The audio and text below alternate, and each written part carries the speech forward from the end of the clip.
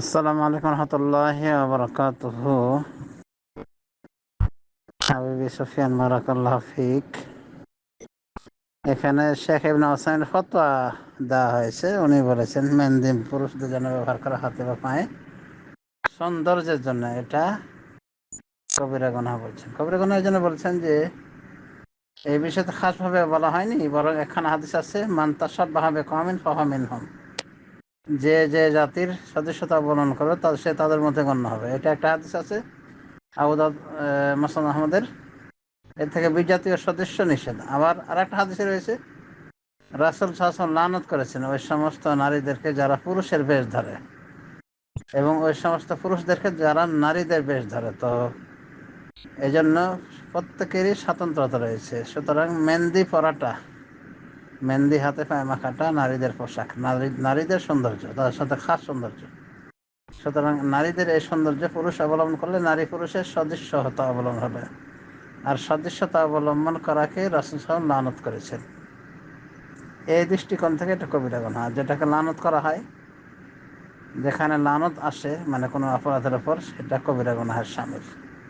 তো মহিলা পুরুষ সদস্যতা অবলম্বন করতে পারবে না, পুরুষ ও মহিলার সদস্যতা অবলম্বন করতে পারবে না। আর মেহেন্দির মাধ্যমে পুরুষের নারীর সাথে সদস্যতা অবলম্বন হয়ে যায়।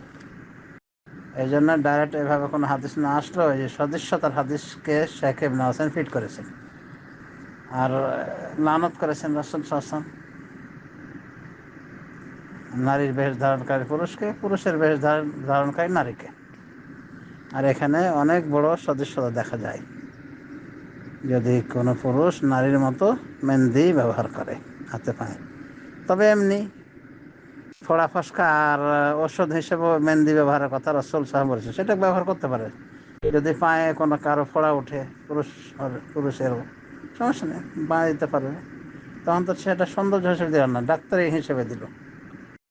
পায়ে হাতে দিতে পারে যদি কোনো সমস্যা হয়, পুরুষে দিতে পারে, কিন্তু সাজগোজের জন্যে দেয়া হারাম। কোনোভাবে পুরুষরা দাড়ি মেহেন্দি দিয়ে রঙাতে পারে, সমস্যা নাই, দাড়ি বা চুল, সেটা তো প্রমাণ আছে। আর রাসূলুল্লাহ সাল্লাল্লাহু আলাইহি ওয়াসাল্লাম বলেছেন যে হেন্না এবং কাতম দিয়ে যে রংটা তৈরি হয় সেটা সব থেকে উত্তম রং, সুরঙ্গতা হিসেবে বলা হয়েছে। সুতরাং হেন্না এবং কাতম খড়ের ঘাস, এটা মানে কালোর দিকে ঝোঁকে, তার মানে দুটো রং মিশ্রিত করলে দুটো রঙের সমন্বয়ে আরেকটি রং জন্ম নেয়। সেটা বর্তমান জামানার বদল বলা যেতে পারে বন্নি কালার, মানে কালো নয়, কালো দিয়ে কিছুটা ঝোঁকে। তো এই রঙের রাসূলুল্লাহ সাল্লাল্লাহু আলাইহি ওয়াসাল্লাম প্রশংসা করেছেন। তিনি বলেছেন সব থেকে উত্তম যা দিয়ে তোমরা দাড়ি চুল রঞ্জিত করো সেটা হলো হেন্না এবং কাতমের সমন্বয়ের রং। সুন্নাহর মধ্যে এভাবে বলা হয়েছে।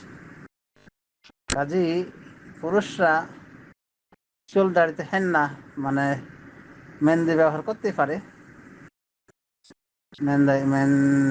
মেহেন্দি এবং মেহেদি কাতাম ব্যবহার করতে পারে। তো এই হিসেবে ব্যবহার করতে পারে, কিন্তু সৌন্দর্যের জন্যে কোনো পুরুষ নারীর সদস্যতা অবলম্বন করবে না, পায়ে বা হাতে মেহেন্দি মাখবে না। আশা করি বিস্তারিত উত্তর পেয়েছেন। বারাকাল্লাহু ফিক।